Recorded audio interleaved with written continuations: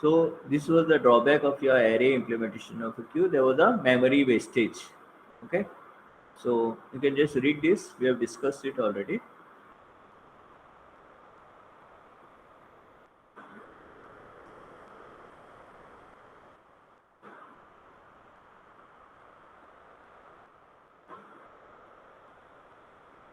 So this is what is to happen. Okay. You will delete elements. So once they were deleted at the front here, pointer front would be at index 2, for example, and rear pointer is at 4. Okay.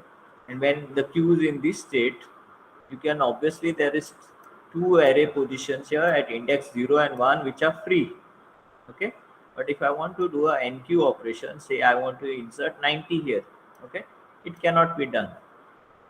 So the answer to that we have already discussed, wherein we know that rear pointer, according to the logic we have studied, is always incremented. Okay, we have no way of decrementing rear and coming back to the index 0 to do that insertion. Okay, that is the drawback of this kind of a logic where we are implementing for an array. Okay, so space is getting wasted. So to overcome that condition of a linear queue, okay, the kind of queue that we have studied, we have studied, we are going to study a new type of queue known as a circular queue. So in circular queue, what we are going to do is, once this queue, the rear reaches the last index of the array, okay, whichever is the last index of the array. Suppose I want to do a new insertion, say for example NQ90, I will move this rear pointer to the starting, that is to index 0, okay, and then I will insert 90 here. Okay, how it can be done I will explain to you. So that is the idea behind a circular queue. Rest of the concept remains the same. There are two pointers, front and rear.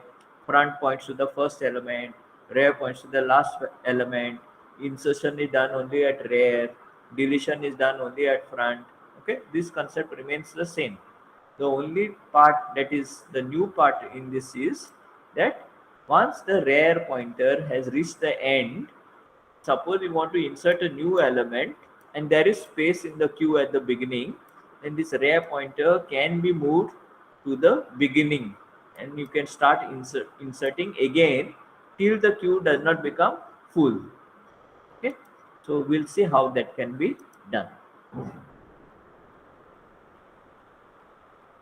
So because you can go from the last and come back to the front, therefore it's like kind of a circle, therefore we call it as a circular queue. Okay, so the you can imagine the diagram to be somewhere like this, like a circle.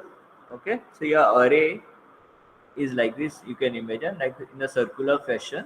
Okay, and this is, you can imagine that, for example you can see here your front is pointing to the first element at 23 at index 0 and your rear is at index 5 and is at element 50.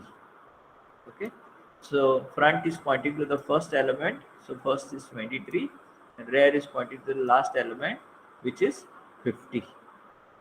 Okay, so this is the present state of your, suppose, circular queue. Okay,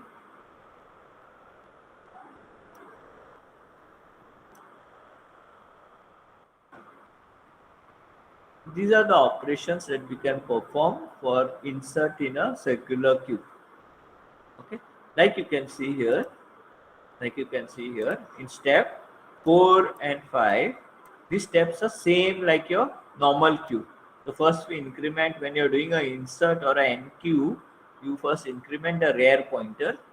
Okay, so once you incremented the rear pointer, you store the data inside the queue. Okay, these parameters are also the same. So we are having the one queue. Okay, since it's a circular queue, we are calling it a CQ. We are having the rear pointer, front pointer, the size of the queue n, and then we are having the data item to be stored. Initially, you could set front and rear equal to 0, or you could set front and rear equal to -1. Okay, anything. So here in this pseudo code that we have written, I have written here, front and rear is set equal to 0. Okay, if you wanted to set equal to -1 also, you could have done, but then you would have to write some conditions to make it 0. Okay, so right now we are starting only with the assumption that front and rear is equal to 0. Okay, that is initially.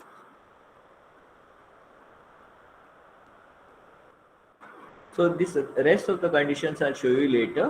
Right now you just focus on the step 4 and 5, which is the same steps that you had seen for a queue.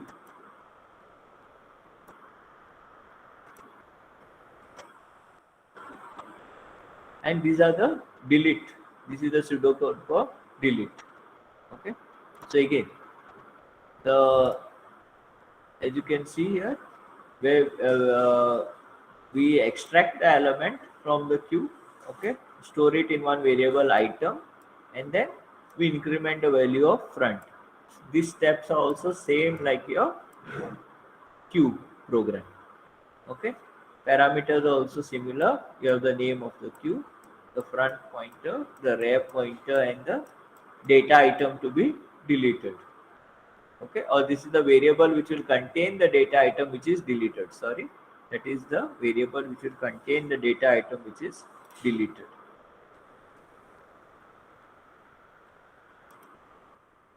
Let's take one example and see how your circular queue works. Okay, so imagine your queue like this. Okay, so now in your queue, in this example, you can see I'm not having array index as 0. Okay, I'm not having array index as 0.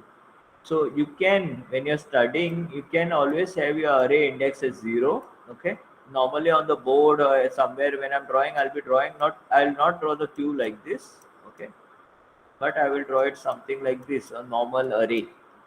Okay, and I will always start with index 0 actually, and we will have front and rear equal to -1.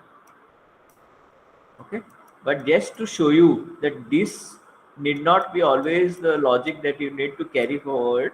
Okay, we have taken here initially front and rear equal to 0. Okay, and then I'm having the array starting from index 1. Okay, so you can write the logic the way you want, the the thing that I want, what I want to emphasize. Okay, as long as you implement the correct logic for the circular queue. Okay, so coming to this, initially, as you can see, this is empty. Okay, the circular queue is empty. So front and rear has been set equal to 0. Okay, then we are trying to insert 10. Okay, so when you are inserting 10, I increase the value of rear. The rear is here at 1. I put the value 10 there. Okay, then if you check this condition here, what I say, if front equal to 0 and rear equal to 0, then I am setting the front equal to 1. So in simple words, you can remember, like in your array program when you were studying for queues, when you are doing the first insertion, the term front also has to point here. Okay, that is what we are doing here. So when you are doing a first insertion, front also is pointing to this index 1. That is done here using in this line here. Okay, front also is been set to 1. So that is how we are implementing our logic. So here you can see initially this was 0, front and rear was 0. So I am making use of that, front equal to 0 and rear equal to 0. Therefore I am setting the front equal to 1. Okay, then this condition will be false. This condition will be false because front is 1 but rear will not be equal to n. This condition also is false. Rear is not equal to n. Okay, next step I will increment rear. So rear is 1 and front is 1. So this is what happens here. rear is 1, front is 1. Okay? And then in the next step, we put the 10 inside the queue. So this 10 comes in the queue at that point. Okay, so we'll not try to trace out this code. Okay, you may get little confused, but I'm just showing you how, if you were to trace out, how it would work out. Okay, we'll try to implement this without tracing out the code. Okay, but if possible, if you are on a PC, just take a screenshot of this code. Okay, because, or on your mobile also, I'll be referring to this code again and again. Or I think a better way is, let me implement these operations here. Okay, let's implement these operations here so that you understand better. Okay, so I think that will be a better idea for you.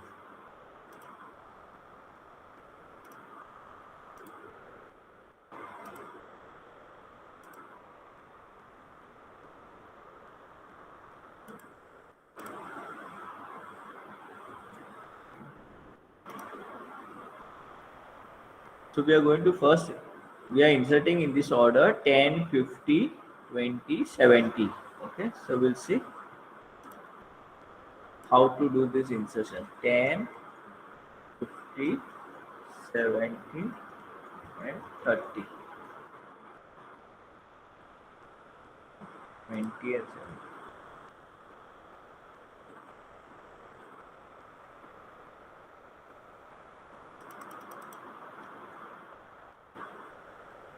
Okay, so I'll keep this algorithm open for your reference. Okay, let's try and implement according to this only so that you understand the concept properly. Otherwise, you may get confused. Okay, let's start. Initially, here front and rear is equal to 0. Okay, because your Q is 0. Now this is in a circle, so you have to remember that part. Okay, I have not drawn it as a circular fashion, but it is in a kind of a circle. It is kind of in this kind of a diagram. Okay, so I have not drawn it in a circular fashion, but it is a circular cube. Remember that. Okay, so we have, this is our initial circular cube where front and rear equal to 0 and the queue is empty. Okay, we are trying to insert now 10. When you are inserting 10, let's see how it works out. Okay, look at your code. So we check this condition. If front equal to 0 and, okay, rear equal to 0, because of this and, this both should be true. Front should be 0 and rear should be 0. If both these are equal to 0, then we are making front equal to 1. Okay, and when we make front equal to 1, we go to step 4. You set front equal to 1 and then directly go to step 4, that is here. Okay, so we'll check for this. When you check for this, you will see that front and rear are both equal to 0. So what we'll do, we'll make front equal to 1. Okay,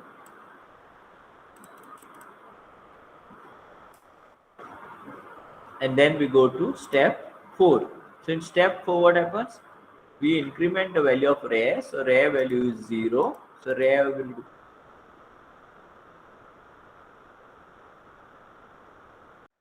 both front and rear are 1. In the next step, what we do? We store the item. What is the value we are storing? 10. Okay, so that is then item 10. That 10 we store in the queue. So 10 will be stored here. Okay, so this is how your first step is done. Now we want to insert, say, 50. Okay, again we run this code. Now you check this. Front equal to 0 and rear equal to 0. No, not true. Okay, it's not true because front and rear is both 1. Second condition, go to step 2. Is front equal to 1? Yes, front is equal to 1. Is rear equal to n? What is the value of n? Value of n is 5.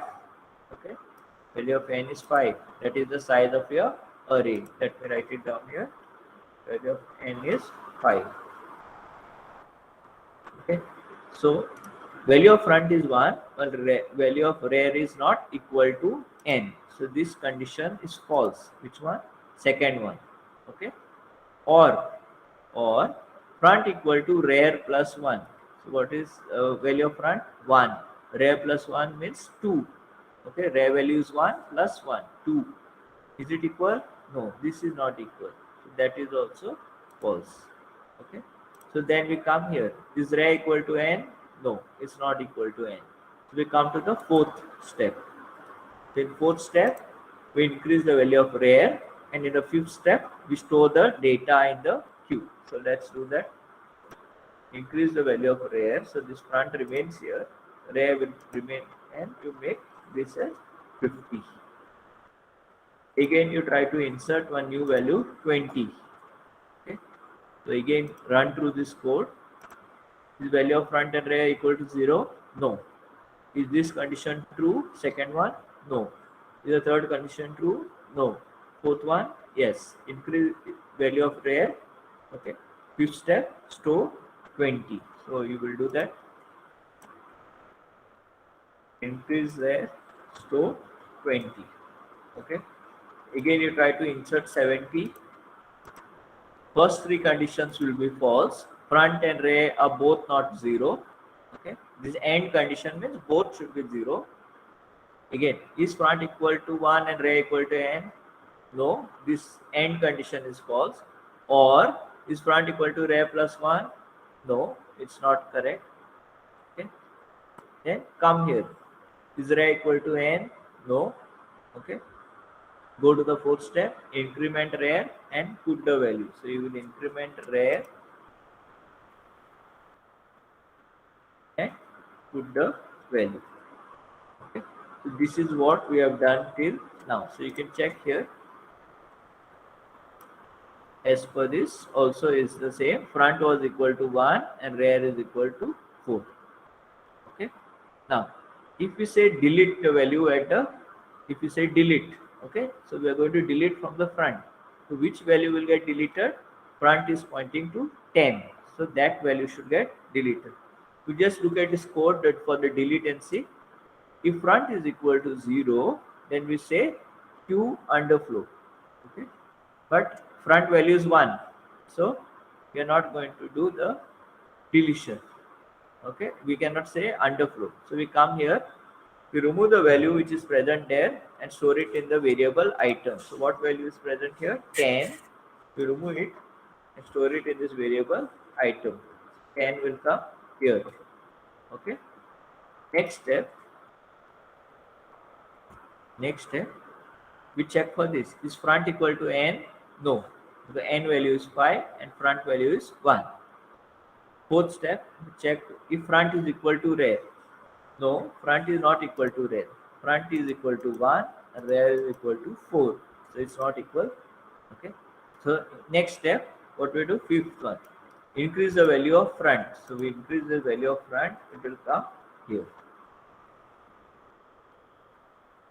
And then you return. So you return from the code. Okay. So this is how your 10 gets deleted.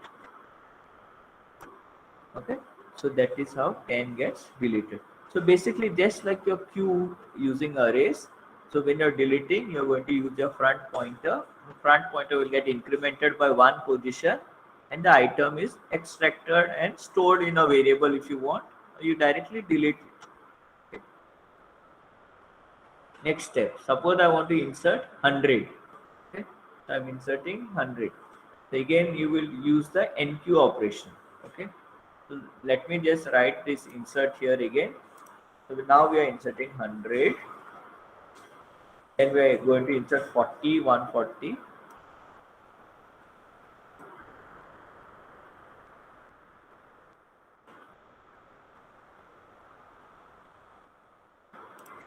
Okay, so now we'll try to insert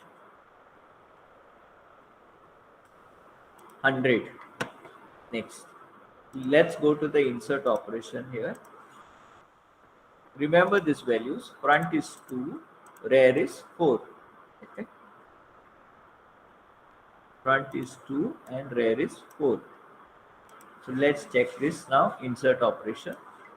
So when you check this is not true, okay, because front is 2 and rear is 4. And check for this condition, also not true, front is not equal to 1. Okay. Check for this, front equal to rear plus 1, again not true. Check this rear equal to n, not true. So what you will do?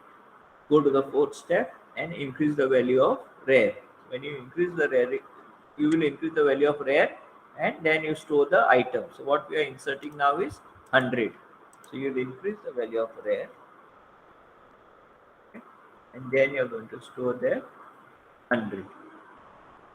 Now we try to NQ 40. Now you remember the new values of front and rear. Front is 2 and rear is 5. Check this condition. Is this true? No. Front is not 0 and rear is not 0. Next, check for this. Is front equal to 1 and rear equal to n? No. Check for this. Or is front equal to rear plus 1? No. This is not true. Check for this. Is rear equal to n? Yes. Okay. Check for this. Rear is 5 and n is also 5. Is it true? Yes. The third condition is true. This condition is true. That rear is equal to n. Okay. So if rear is equal to n, what we are saying? Set the rear equal to 1.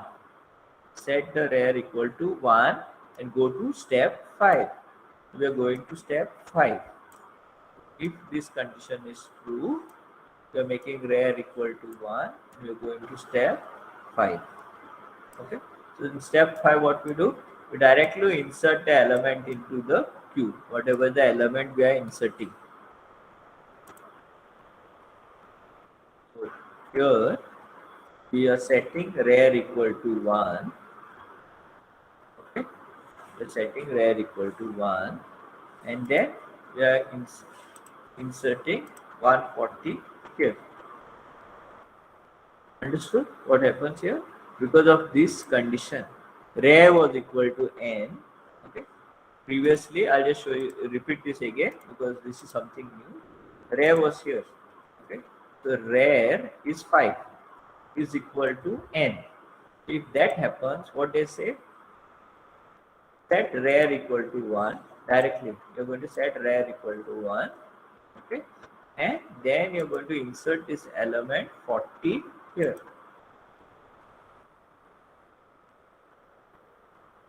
It was not 100, it was 40.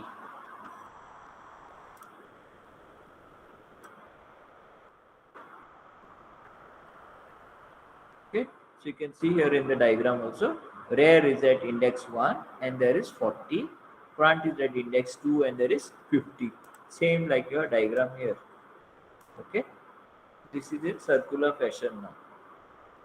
Clear? Okay. Now we'll try to NQ 140. Okay. Next step, we'll try to NQ 140. So you can see here in this diagram here, when we try to NQ 140, it will be queue overflow condition. Okay. We'll see here how it happens. Why we are saying queue overflow. Okay. Now, in our this queue, we are not having index 0. So let me delete it so you don't get confused. Okay. We are not having index 0. So I just deleted it so that you do not get confused. This is your state of the queue. Okay. You can see here in the diagram itself, the queue is full. Okay. We are not having place for 140. But your programming logic should tell you that your queue is full. Let's see which programming logic tells us that. Okay. Let's start. So we want to insert the 140 data element.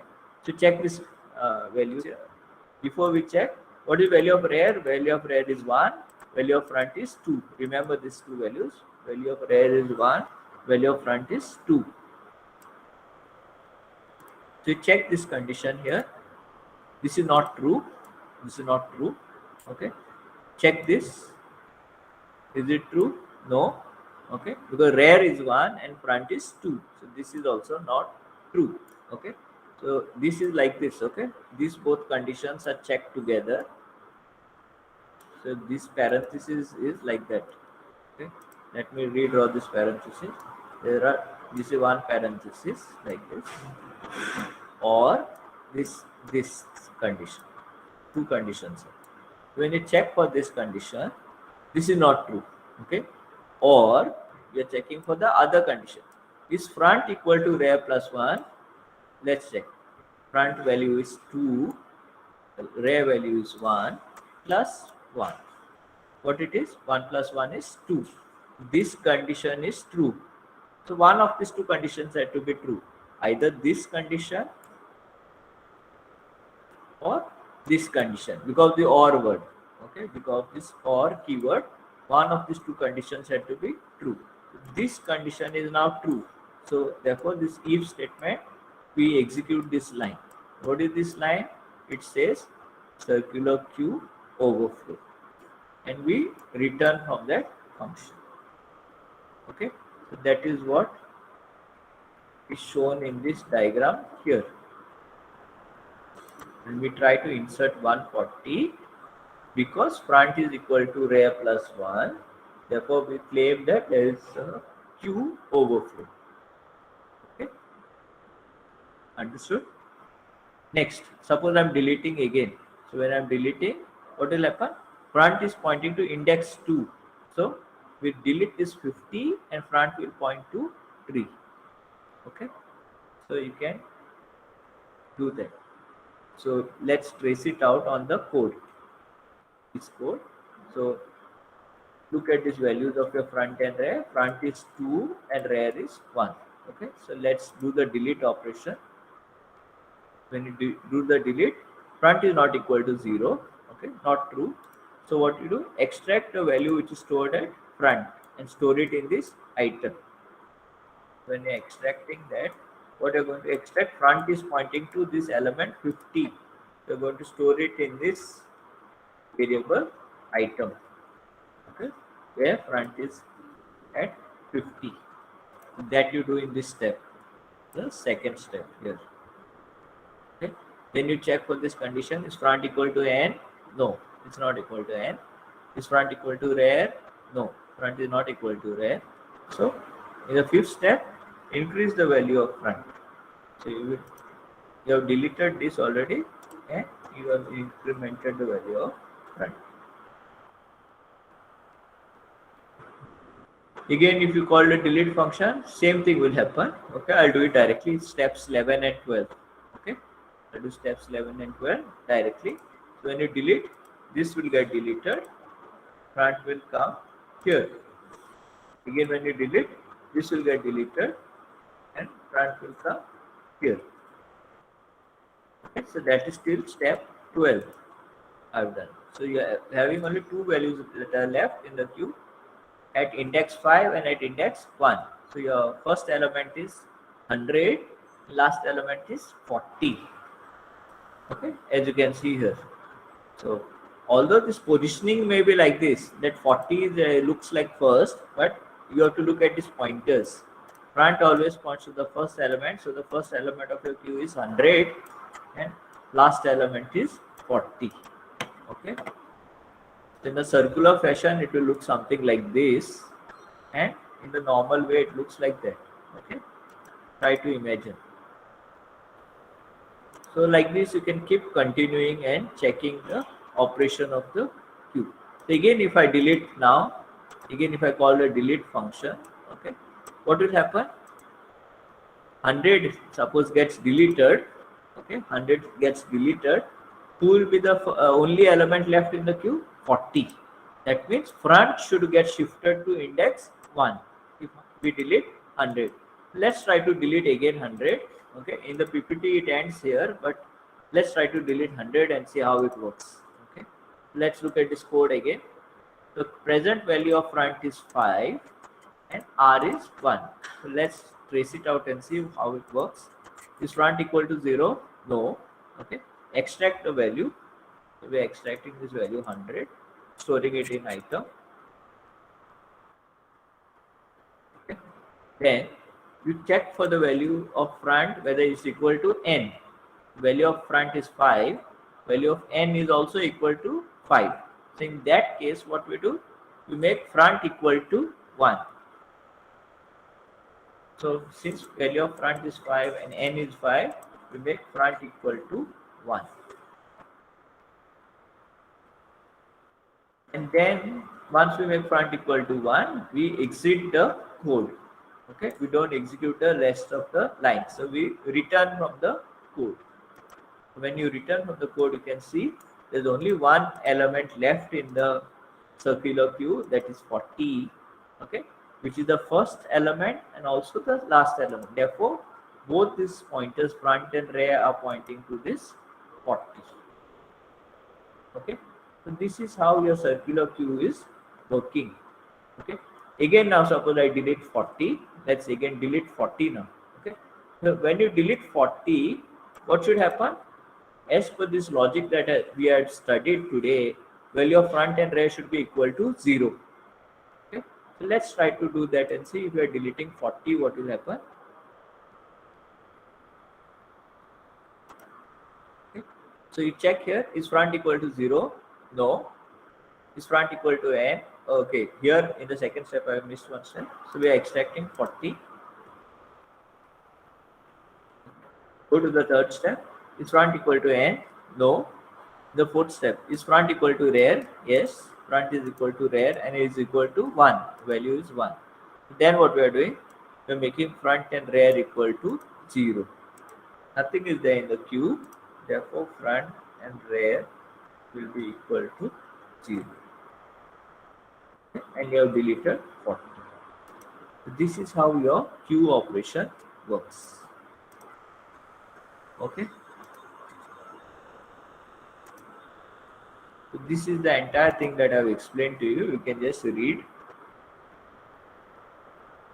This is now by the previous method, how we had studied. We used to set the front and rear equal to -1. So I'm just showing you both the ways that you can write a program as. Okay, you can do it in both the ways.